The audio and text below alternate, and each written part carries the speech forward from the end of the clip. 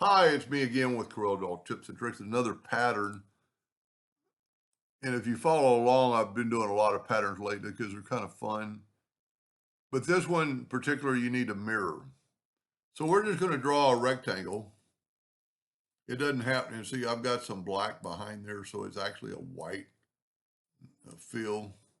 And I did a black earlier and it came out really good. As you can see, I've got the black selected down here. And I can go to the interactive fill tool, swipe across. Well, maybe I don't have the black. Let's let me just move this out of the way for a second. Grab the black, and we'll go ahead and do the interactive fill tool on it, and then go to elliptical and put it like kind of in the middle, and then nudge this back, and it really gives it a cool effect. I did that on the last video, and I kind of like it. But anyway, to do this, it'll show your artistic ability if you have any. I just hit P to put it in the center of the page. I'm going to take my freehand tool. In my freehand tool, I'm going to set on 100. What that's going to do, it's going to give me some smoother lines. So I'm just going to go through here and make some lines every which way. And see how I kind of jumped there, but it still made it smooth. And then you could even do that. I think that's enough lines. Now, this box is over 10 inches. Let's set our nudge factor to 12. And let's take this box out of the way. And I'm going to take these lines right now and weld them. And then I'm going to change the thickness to like, that's probably too thick, 30s. Let's go 24. Now, those are actually lines. So we're going to go to Object and convert them to an outline. And we can go left click, right click. Doesn't really matter. Then I'm going to hit P to put that back. Now, normally, the intersect tool works, and it really did on this one. If it doesn't work on things like this, you can always go either back minus front or front minus back, depending on which one's on top. So that's what we want. And we actually want the rectangle or the square. So in this case, this actually works better. And then I'm going to use the Smart Fill tool. Instead of coloring in the lines, I'm going to use the I'm going to do that burnt orange this time. And I'm going to fill in every spot. And because those things have been welded together, they're all connected.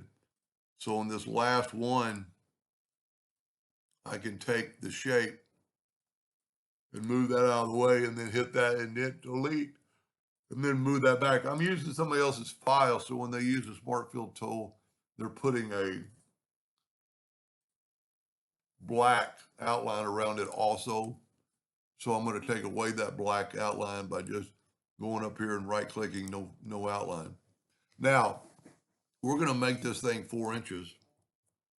And if we set our nudge factor on 4, and just like the earlier today, you cannot just, let's group this together. You cannot just make a copy and move it over because the lines don't meet.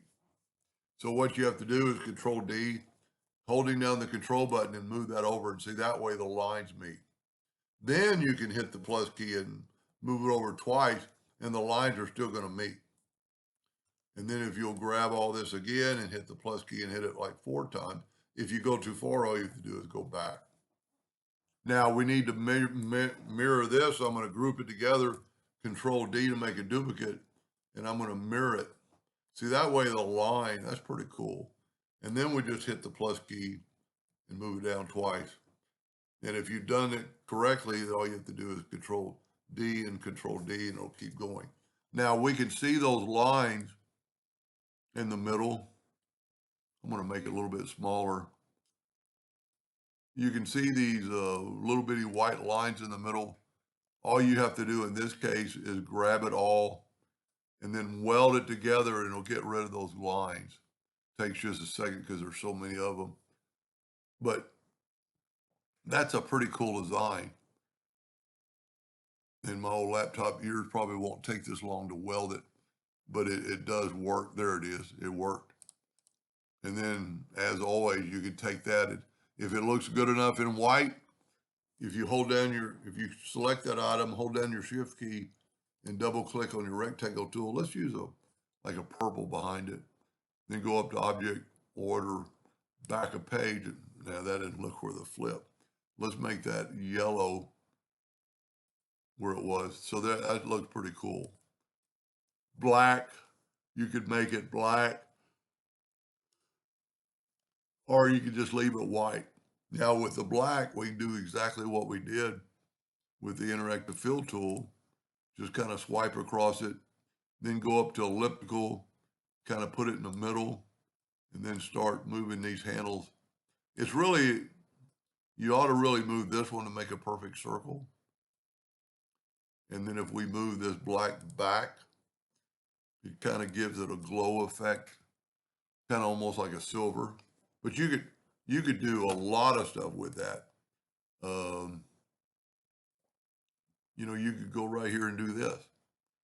Now I wouldn't suggest that because that kind of, well, it does look okay. But if we go here and go back to interactive fill tool, click on it, and go, well, I got the orange. I'll tell you what, let's make that orange black and see what that looks like. So that looks pretty cool with the interactive fill tool.